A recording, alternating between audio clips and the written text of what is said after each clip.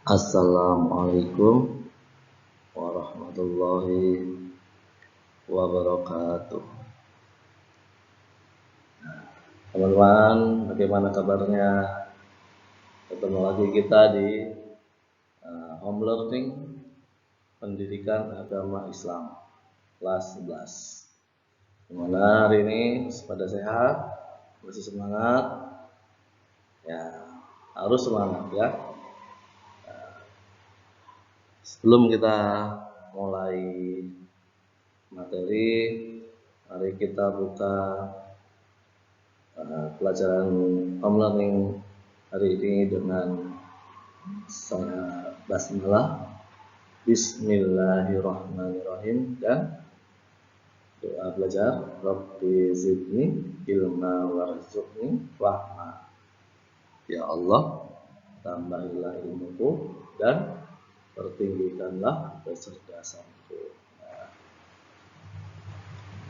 Seperti yang telah kalian ketahui, materi kita itu tentang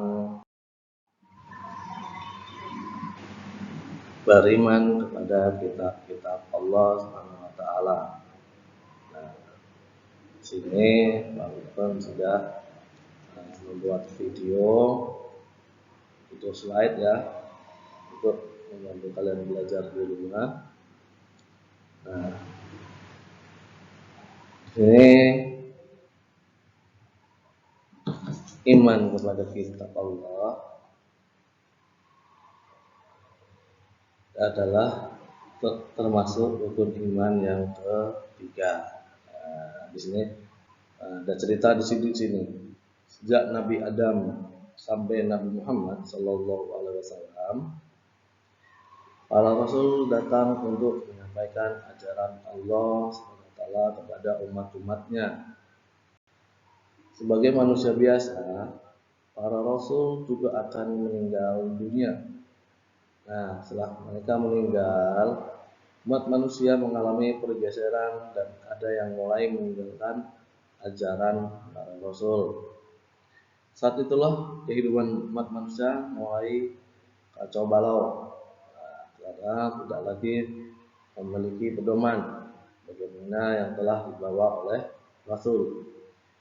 Dengan diturunkannya kitab suci, umat manusia memiliki pedoman hidup. Nah, jadi pentingnya kitab suci ini adalah sebagai pedoman hidup manusia. Oke, lanjut slide berikutnya. Strength. Nah, di sini kita review yang kemarin ya. Kemarin yaitu Allah menurunkan 4 kitab suci. Nah, kalian pasti sudah tahu ya, harusnya sudah hafal, sudah tahu. Nah, apa saja sih 4 kitab suci itu? Mari kita lihat teman-teman ya. Nomor 1 apa nih? Iya, ini dia. Nomor 1 adalah Taurat. Nah, ada yang tahu keduanya apa?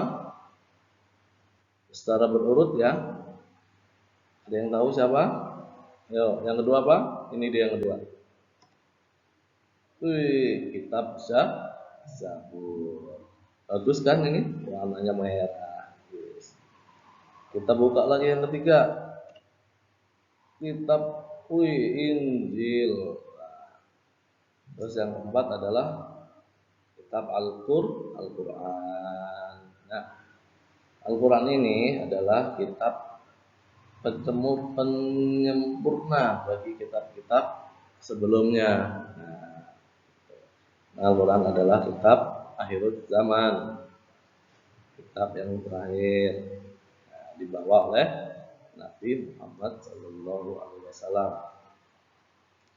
Oke, slide berikut. Nah, di sini ada Taurat.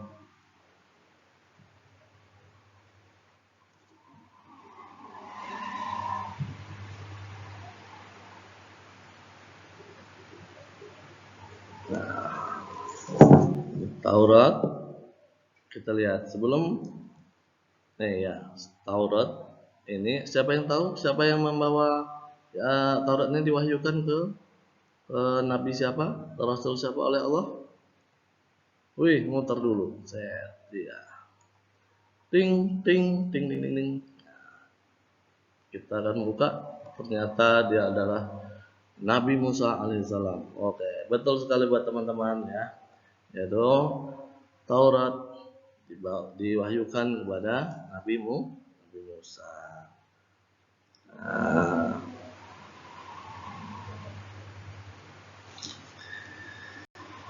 terus selanjutnya ada Zabur. Nah, oke, muter dulu. Ting, ting, ting, ting. Nah, siapa yang bisa menebak? Nabi siapa yang membawa kitab Zabur? Yang Allah mewahyukan kitab Zabur ke Nabi Daud alaihissalam. Betul sekali teman-teman ya. Nah, jadi nanti kalian hafalkan, kalian pahami ya. Insyaallah kalian akan bisa. Ini mudah sekali ya teman-teman ya. Nah, yang ketiga adalah Injil. Di sini Injil kalian masih sudah tahu ya. Nabi siapa yang diwahyukan oleh Allah membawa kitab Injil. Jadi muter dulu. Jatuh lagi. Nah, kitab Injil diwahyukan kepada Nabi Isa alaihissalam.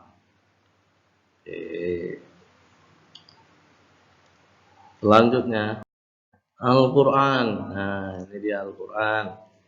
Pasti kalau sudah pada hafal ya.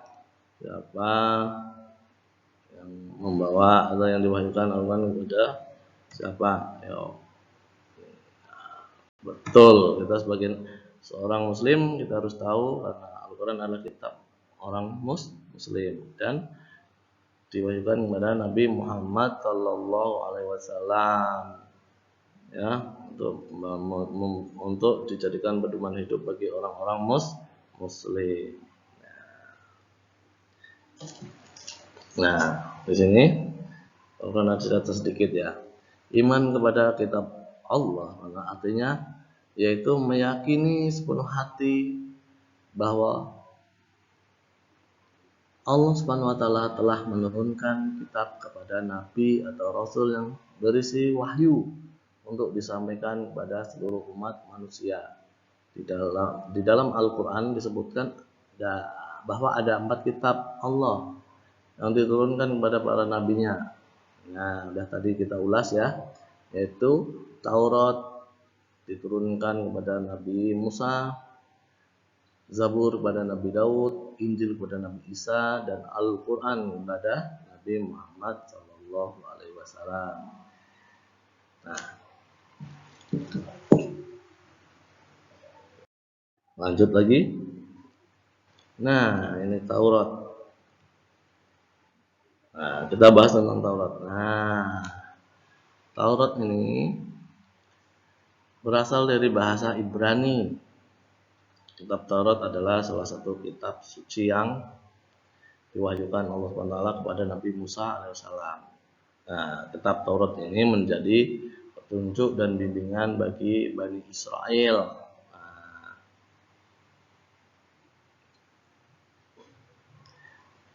Seperti yang Mbak Furman katakan tadi, yaitu kitab ini adalah sebagai petunjuk, pedoman, ya, sumber hukum dan bimbingan bagi kaumnya. Kalau di sini kitab Taurat berarti untuk Bani Israel pada zaman Nabi Musa alaihissalam. Nah, ini dia. Ada segitiga. Maksudnya segitiga apa ini? Di sini maksudnya bahkan pengen membuat gunung. Nah, ini maksudnya gunung, Gunung Sinai atau Bukit Tursina, di mana tempat Nabi Musa mendapatkan wahyu kitab Taurat. Nah, Oke. Nah, ini dia. Isi pokok kitab Taurat dikenal dengan 10 hukum. Apa saja itu? Nah, tiada Tuhan selain Allah. Isinya sebenarnya dalam isi-isi Taurat itu sebenarnya sudah menunjuk ke agama Islam. Ya, dari awal Nabi Nabi Adam sampai Nabi Muhammad itu sebenarnya mereka adalah orang Muslim. Nah, mereka membawa wahyu Allah. Nah, di sini Nabi Musa membawa kitab suci Taurat buat kaumnya. Isinya sangat bagus ya. Nah, seperti dalam Al-Quran juga sama. Kitab-kitab ini isinya membawakan akhlak yang bagus buat kaumnya, buat orang-orangnya. Ada larangan, ada apa namanya, wajiban ya, jangan mempersekutukan Allah ya. Tuh, hormati kedua orang tuamu. Nah, banyak semua ini. Nah, ini juga jangan membunuh, jangan mencuri. Nah, semua kitab-kitab Allah itu sebenarnya merujuk ke Al-Quran. Ya, karena Al-Quran itu adalah penyempurna kitab-kitab seperti kitab Taurat ini. Lanjut. Memutar dulu. Zabur. Teng. Iya. Zabur dalam bahasa Arab dikenal dengan sebutan Mazmur. Dalam bahasa Ibrani disebut Mismar. Itu nyanyian rohani yang dianggap suci. Sebagian ulama menyebutkan Mazmur yaitu salah satu kitab suci yang diturunkan sebelum Al-Quran selain Taurat dan Injil. Lanjut. Ada Injil. Wah, Injil. Nah, kitab Injil diturunkan kepada Nabi Isa alaihissalam sebagai petunjuk dan cahaya penerang bagi manusia. Namanya kitab pasti sebagai petunjuk dan penerang, yaitu sebagai pedoman hidup. Nah, Nabi Isa alaihissalam diutus untuk mengajarkan tauhid kepada umat atau pengikutnya. Tauhid di sini artinya mengesahkan Allah dan tidak menyekutukannya. Mengesahkan Allah itu artinya Allah itu satu, maha satu. Nah, itu tidak ada Tuhan selain Allah. La ilaha illallah. Kalau sekarang Injil-Injil yang sekarang itu sudah tidak asli lagi karena sudah tidak memuat tauhidnya. Tauhidnya itu sudah tidak mengesahkan Allah, tapi mereka punya 3 Tuhan ya. Orang Nasrani sekarang itu yang megang Injil itu mereka meyakini ada 3 Tuhan.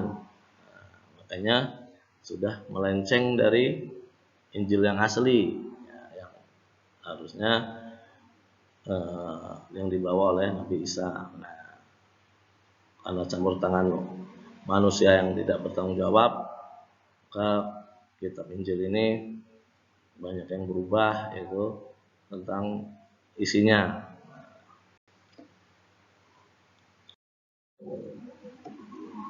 Ini Al-Quran.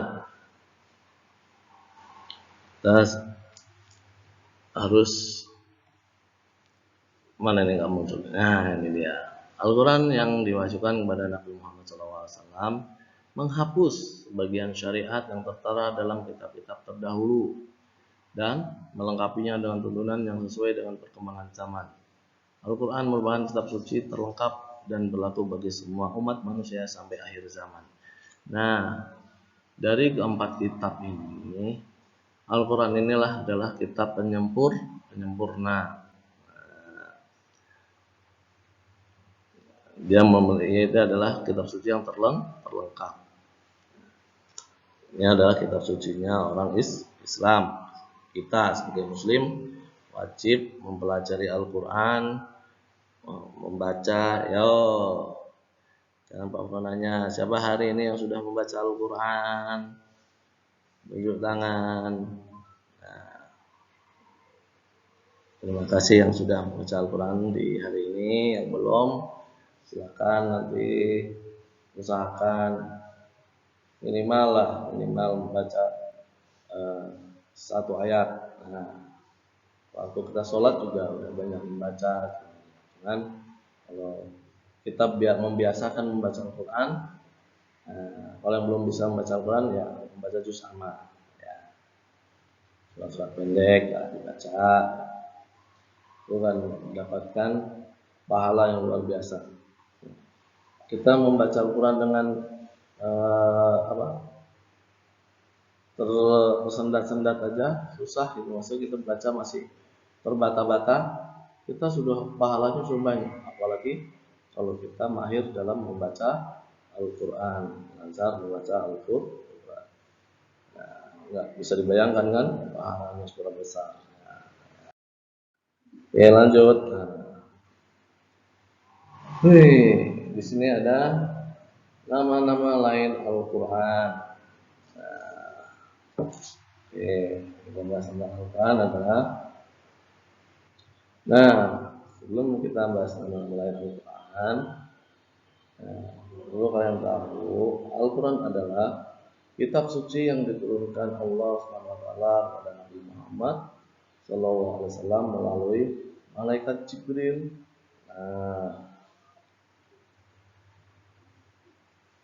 Nah, Al-Quran ini diturunkan tidak sekaligus atau langsung jadi satu buku ya, satu kitab, tidak. Tapi Al-Quran kita ini diturunkan selama kurang lebih 23 tahun atau tepatnya 22 tahun, 2 bulan, 22 hari.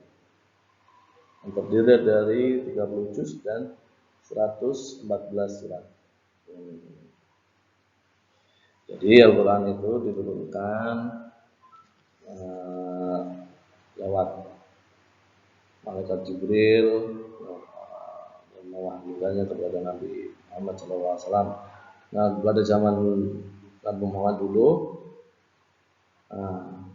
wahyu yang diterima oleh Nabi Muhammad itu dituliskan oleh para sahabat di pelepah kurma atau di kulit pohon kurma, terus di kulit onta, masih berupa lembaran-lembaran, belum berupa kitab kayak sekarang, kayak Al-Quran sekarang belum, tapi masih berupa lembar-lembar, belum disusun. Setelah zaman para sahabat dibentuklah sebuah ide untuk membukukan Al-Quran. Dan sekarang kita sudah bisa menikmati hasil para sahabat Nabi ini yang telah membukukan Al-Quran yang menjadi kitab Al-Quran seperti sekarang ini. Nah, kita lanjutkan ke nama-nama lain Al-Quran. Ting ting ting ting ting. Ini nomor satu adalah Al-Huda. Banyak nih nama-nama Al-Quran ini banyak sekali digunakan oleh orang-orang untuk menamakan nama orang, nama masjid, nama toko, ya kan? Karena emang nama-namanya adalah bagus. Ya. Seperti salah satunya adalah Al-Huda, artinya sebagai petunjuk seluruh umat manusia. Karena Al-Quran itu adalah petunjuk seluruh umat manusia, sumber hukum manusia, terutama untuk umat Muslim. Umat Muslim kita menganut pada ajaran dan sumber hukum dari Al-Quran. Ya, yang kedua, siapa yang tahu? Ini pasti kalian pastikan tertawa. Tapi ini memang sungguh luar biasa. Pak Furqan juga baru tahu. Ternyata nama Pak Furqan diambil dari nama Al-Quran. Al-Furqan, yang artinya sebagai pembeda antara yang baik dan buruk. Pembeda antara hak dan mana yang hak dan mana yang batil. Yaitu pembeda antara yang baik dan buruk. Jadi Al-Quran bukan hanya ganteng saja, tapi bisa membedakan. Ya dah, ya teman-teman. Canda. Oke, kita lanjut. Nah, di sini ada Asy-Syifa. Nah, pasti kalian juga pernah sering dengar nama-nama Asy-Syifa. Ya, nama obat ya. Turun kayak pernah beli obat namanya Asy-Syifa. Ternyata Asy-Syifa ini adalah nama lain Al-Qur'an. Artinya sebagai penawar atau obat penenang hati.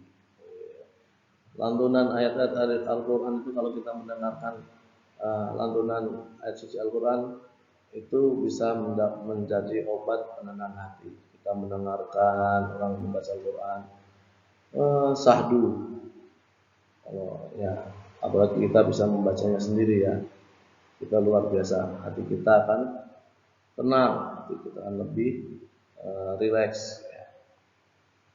Yang selanjutnya adalah Alkitab, artinya adalah firman Allah yang dibukukan. Nah itu dia tadi yang dari lembaran-lembaran dijadikan buku seperti kitab Al-Quran yang sekarang ini, memudahkan kita dalam mempelajarinya. Bahkan sekarang sudah ada terjemahannya, ada terjemahan perkataannya juga ada. Sekarang sudah lengkap sekali ya. Alhamdulillah di zaman kita, apalagi di Indonesia, kita tidak kekurangan Al-Quran. Lain halnya dengan di luar negeri yang minoritas itu Islamnya sedikit. Nah, kalau di Indonesia Islamnya kan banyak ya, mayoritas paling banyak ada Muslim di Indonesia. Makanya kita alhamdulillah nih baca Al-Quran tidak ada yang larang, sholat tidak ada yang larang. Coba kita di Cina baca Al-Quran tidak boleh, berpuasa tidak boleh, pakai jilbab tidak boleh, ya. Mau sholat apalagi susah, ya. Harus ngumpet-ngumpet. Nah di sini kita harus bersyukur karena kita hidup di Indonesia, kita diberikan kebebasan ya untuk membaca Al-Quran, untuk memperdalam ilmu agama Islam. Makanya mari teman-teman kita bersyukur ya, kita harus bangga sebagai orang Indonesia, bangga sebagai Muslim Indonesia, bisa belajar agama kita dengan tenang tanpa ada ancaman dari siapapun ya. Jadi kita harus manfaatkan waktu ini, waktu kita sebelum semuanya terlambat. Makanya kita harus belajar Al-Quran. Al-Quran adalah sumber hukum dan pedoman hidup bagi umat Islam dan seluruh manusia di dunia ini. Selanjutnya apa nih? Oh ada 3M. Ternyata sudah ada 3M. Warnanya merah lagi ya. Apa sih 3M ini? Yo, kita tebak. 3M. Berarti M-nya ada 3. Yang satu adalah apa? Iya, mencuci tangan. Wah, kenapa kita harus mencuci tangan ini? Aduh, nggak tahu juga nih ya, kenapa ya Pak pasang ini nih.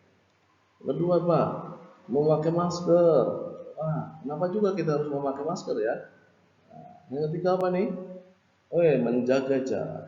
Nah, ternyata yang dimaksud dengan ingat 3M di sini untuk kalian, untuk kita semua, agar kita lebih waspada, lebih hati-hati ya mengikuti aturan protokol kesehatan COVID-19. Nah, karena sekarang masih banyak virus corona, ya kita harus berhati-hati.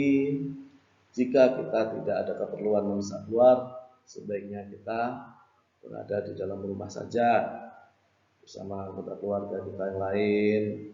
Ya, seperti Pak Burhan nih, kalau tidak bekerja di rumah, tidak kemana-mana. Ya. Ingat 3M. Mencuci tangan akan menghilangkan virus yang menempel pada tangan kita.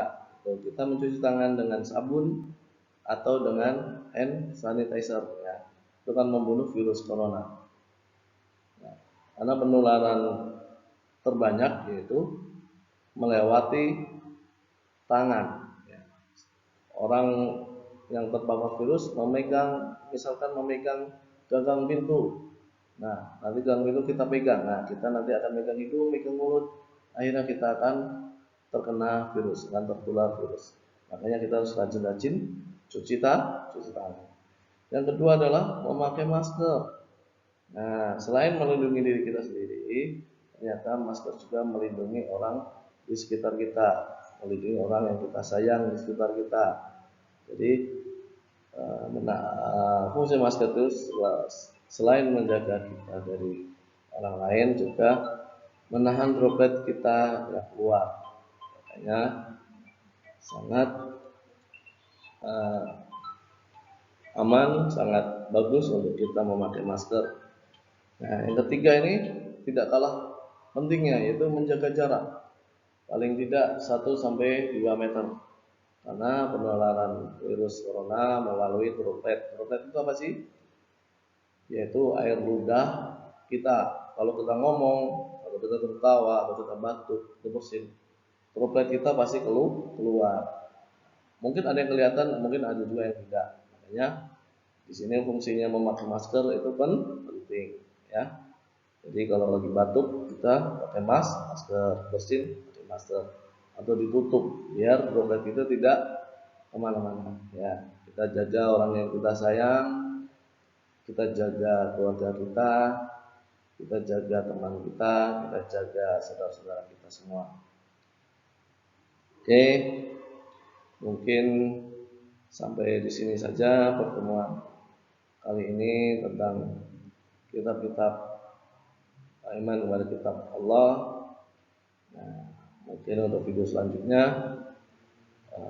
akan menyusul di pertemuan berikutnya ya, di home learning.